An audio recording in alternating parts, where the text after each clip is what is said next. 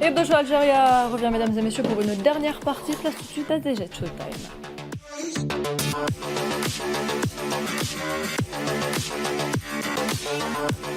Et qui dit DZ Showtime, dit Nariman Zekar. Bonsoir Nariman. Bonsoir, bonsoir. Et vous êtes venu ce soir nous parler de votre rencontre ce matin avec les Verts. Exactement, alors vous la connaissez bien et elle était de sortie ce matin, notre envoyé spécial Nariman Zekar, du passé a couvert la réception par le président Abdelmajid Tebboune des joueurs de notre équipe nationale quelques heures seulement avant leur départ pour les États-Unis et quelques jours du lancement de la Coupe du Monde 2026. Bonsoir Nariman. Bien le bonsoir Nariman du futur, comme vous l'aurez deviné, je me trouve actuellement au palais présidentiel d'El Mouradia où nous nous apprêtons actuellement à accueillir l'équipe nationale algérienne qui vient rencontrer le président de la République Abdelmajid Tebboune juste avant son grand départ pour Kansas City pour cette 5e participation à la Coupe du Monde, donc une Coupe du Monde 2026 qu'on attend impatiemment. Et que dire de plus à part 1, 2, 3, vive l'Algérie.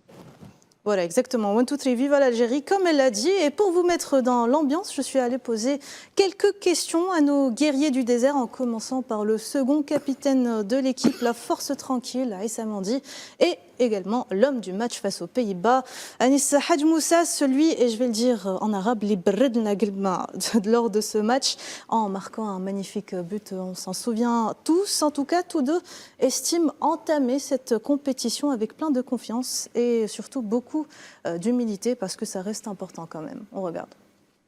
Aïssa Mandi, bonjour. Un mot sur ton ressenti avant le départ pour les États-Unis? Déjà, on est très heureux d'être ici, d'avoir l'accueil du président. Toujours un plaisir et une grande fierté de le voir. Là, on part cet après-midi pour les États-Unis. Donc, on a bien fini ce premier petit stage avant de partir aux États-Unis. Donc, on va là-bas plein de confiance, avec beaucoup d'humilité, mais surtout aussi avec beaucoup d'ambition. On a joué il n'y a pas très longtemps. On a fait un bon match, on a gagné. C'est bien pour la confiance. Là, on va vite switcher pour le match du 10, Inch'Allah, et bien commencer cette Coupe du Monde. Et on ne pouvait bien sûr ne pas poser la question sur les préparatifs. Comment est-ce que les Verts comptent appréhender la phase de poule avec des adversaires qui, on va le dire quand même, sont des adversaires de taille, l'Argentine, l'Autriche et la Jordanie. Nabil Bentaleb m'a justement répondu.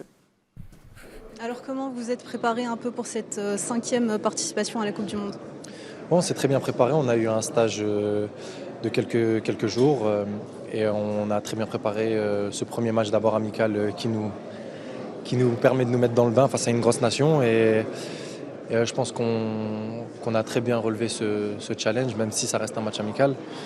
Mais on a pu se mesurer et voir où on en était dans notre préparation. Et puis je me suis également penchée sur un aspect important et qui fait aussi l'identité de cette équipe nationale, le fait qu'elle soit autant composée de joueurs formés ici en Algérie et puis d'Algériens ayant grandi aussi à l'étranger et qui ont tout de même choisi de représenter leur pays de cœur, leur pays d'origine. Houssam Aouar m'en a parlé et ce qui est intéressant, c'est le fait qu'il ait souligné en particulier la présence de supporters algériens partout à travers le monde, où qu'il soit, le drapeau algérien flotte en masse, peu importe le stade, peu importe le pays, peu importe le fuseau horaire, les joueurs le savent, ils seront jamais seuls sur un terrain. Rotaillot, si tu nous regardes, petite dédicace. Petite dédicace à Ratatouille. Le N, c'est des Algériens d'Algérie et des Algériens aussi issus de la communauté nationale établie à l'étranger. La diaspora, elle reste quand même très active aujourd'hui, notamment dans le domaine du foot. Vous faites partie de cette diaspora? Oui, bien sûr, bien sûr. Je pense qu'il y a des Algériens un peu partout dans le monde. Et donc forcément, ça nous donne toujours plus de force à les représenter et à bien les représenter surtout. On le voit aussi quand on se déplace, notamment en Europe, dans les stades. Donc c'est comme vous avez dit, c'est une force en plus qui j'espère, nous transcende et va nous transcender encore plus. Et en parlant de ces binationaux qui ont choisi l'Algérie, j'ai volé une petite minute à notre gardien Lucas Zidane qui m'a justement exprimé le bonheur et surtout la fierté qu'il ressent en représentant les couleurs du drapeau algérien. Déjà, on est content d'être là. qu'on nous accueille ici, c'est une fierté pour nous. Et là, on se prépare bien pour cette compétition qui est importante pour nous et pour tout le peuple algérien. On sait qu'ils vont être derrière nous, on a besoin d'eux. Donc là, on se prépare bien demain voyager et se préparer bien pour ce premier match. Et puis 1, 2, 3. Viva l'Algérie. Merci. Bah, Lucas Zidane, il a la voix de son père. Hein. C'est vrai, et le Mamak Sang aussi. Et puis pour finir, là, j'ai pas besoin de vous le présenter, hein, Riyad Mahrez. Alors là, je lui ai posé la question, the question, quel message il veut faire passer au peuple algérien qui nous regarde ce soir. On regarde sa réponse. On est là, on est en confiance, on a un super moral, on a très bien travaillé cette semaine, ces 10 derniers jours. Donc on y va avec beaucoup d'humilité et beaucoup de confiance aussi. Un petit message pour le peuple algérien qui nous regarde ce soir. Inch'Allah qui reste réveillé jusqu'à 3h du matin, là il se réveille et qui nous regarde et qui nous supporte et qui nous donne la force. One, two, three, vive l'Algérie, toujours. Merci beaucoup Riyad. Voilà, le message est bien passé. Riyad Mahrez vous demande personnellement de mettre le réveil, voire plusieurs, hein, pour les Verts en Coupe du Monde. Je pense que ça vaut quand même 1 ou 2 nuits blanches, n'est-ce pas Mehdi? Mehdi qui dort jamais de toute façon. Oui, non, mais c'est sûr que bon, de toute façon, c'est pas moi qui dort le plus parmi nous, c'est sûr. Mais oui, c'est sûr qu'on sera, Inch'Allah, derrière nos écrans pour supporter notre équipe nationale et on est impatient de voir ce qu'ils vont faire. Moi, je suis confiant. Comme je l'ai dit tout à l'heure, je suis de nature optimiste, donc je suis confiant et je fais confiance au staff technique, à nos joueurs, à représenter, à hisser haut le drapeau algérien aux États-Unis. On a ici le drapeau algérien à Paris pendant les Jeux Olympiques 2024. Inch'Allah, on hissera haut le drapeau algérien aux États-Unis pendant cette Coupe du Monde 2026. Voilà. Et que Riyad sera sûr, nous serons en vacances, donc on va veiller jusqu'à 3h du matin. Toi, tu seras en vacances. Moi, je serai pas. Moi, depuis 2018, j'ai pas pris de vacances. On n'a pas la même vie, quand même. On n'a pas la même vie, malheureusement. Mahrez a raison, parce qu'on rappelle seulement les horaires, si vous permettez Nariman. Le 17 juin, Argentine-Algérie. Merci, Télé Loisirs.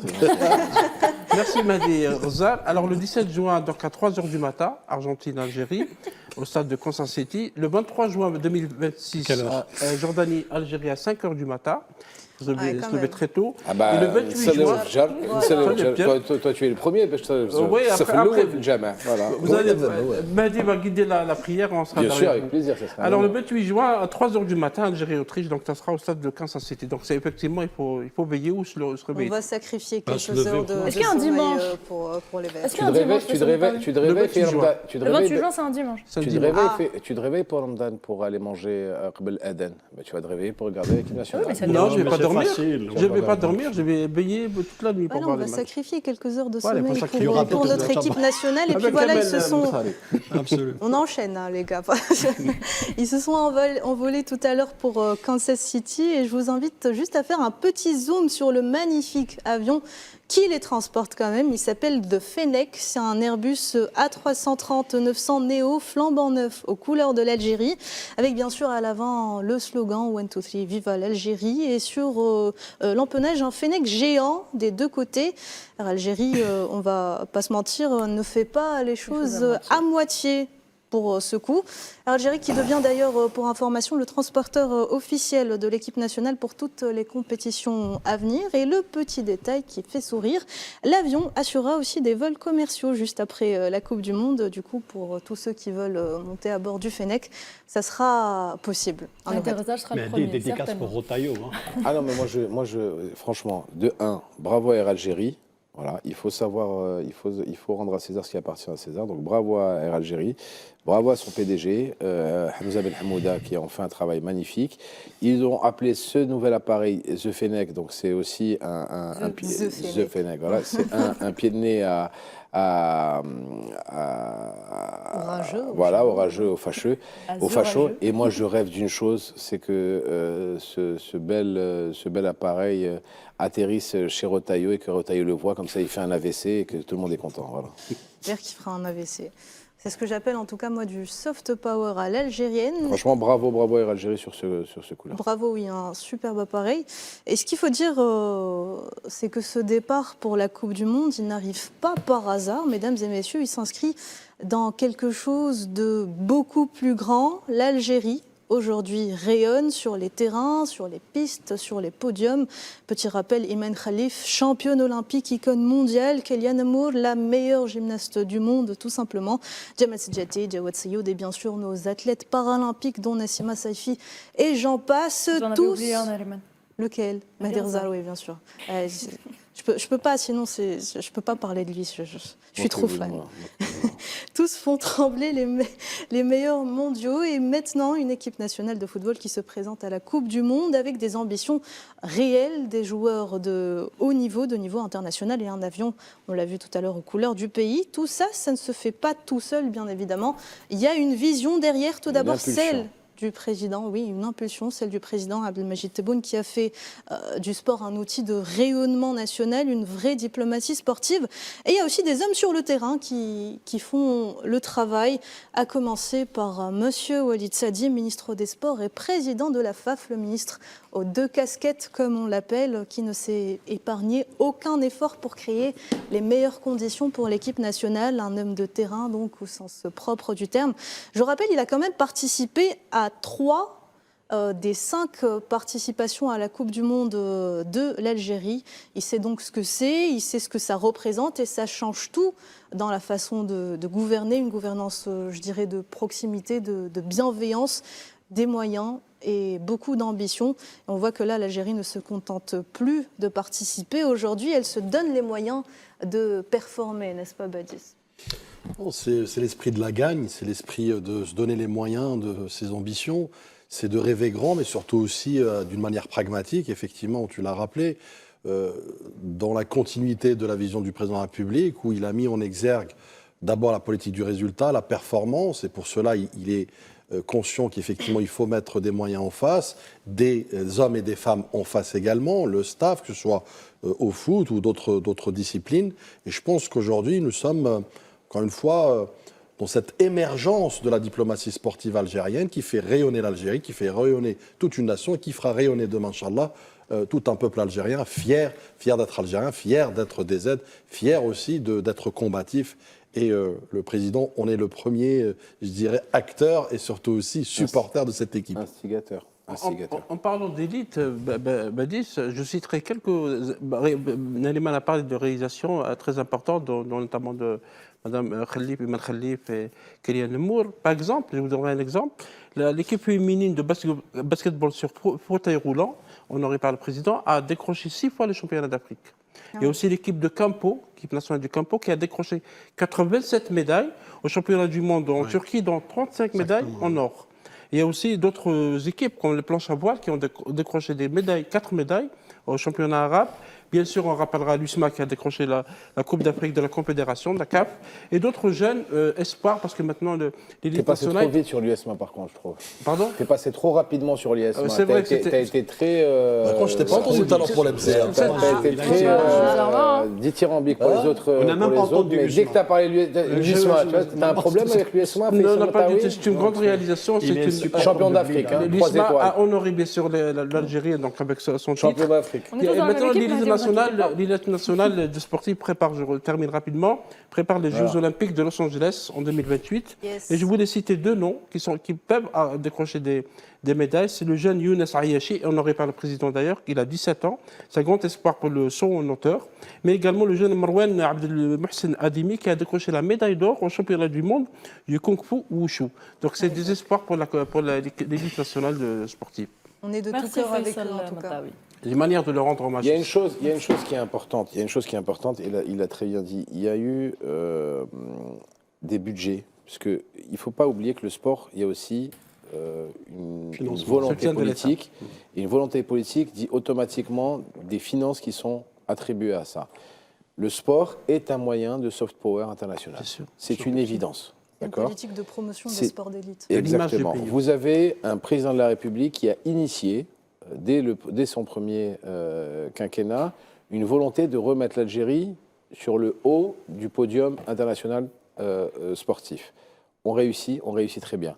Vous avez un président de la Fédération algérienne de football qui est également ministre des Sports et qui s'occupe pas que de football. Il faut aussi le préciser. On a un ministre des Sports qui s'occupe de tous les sports, qui est derrière les handballeuses, qui est derrière les handballeurs, qui est derrière les équipes de volley, qui est derrière les équipes handisport, comme tu l'as si bien dit, Faisal, qui est derrière les équipes de basket, et qui est là pour justement aider le sport algérien au développement, avec une structure pour chaque discipline. Donc tout ça résulte d'une volonté politique due au sommet de l'État, qui est ensuite suivie et appliquée par le ministre des Sports, et qui ensuite toutes les fédérations, et je le dis bien, toutes les fédérations ont des moyens qui sont mis à leur disposition pour développer le sport national. Et c'est une fierté qu'on réussisse, qu'on ait toute l'année, et je dis bien toute l'année, des sportives et des sportifs qui rendent fière l'Algérie et qui hissent le drapeau algérien tout en haut de l'étendard. Et ça, franchement, chapeau bas à tout le monde. C'est un travail d'équipe. Merci Mahdi Ghazal, merci Nariman pour cette partie. Merci à tous d'avoir été présents ce soir, mesdames et messieurs. Merci de nous prêter attention tous les dimanches soirs. On vous donne rendez-vous dimanche prochain, même heure, même chaîne. One, two. Viva l'Algérie!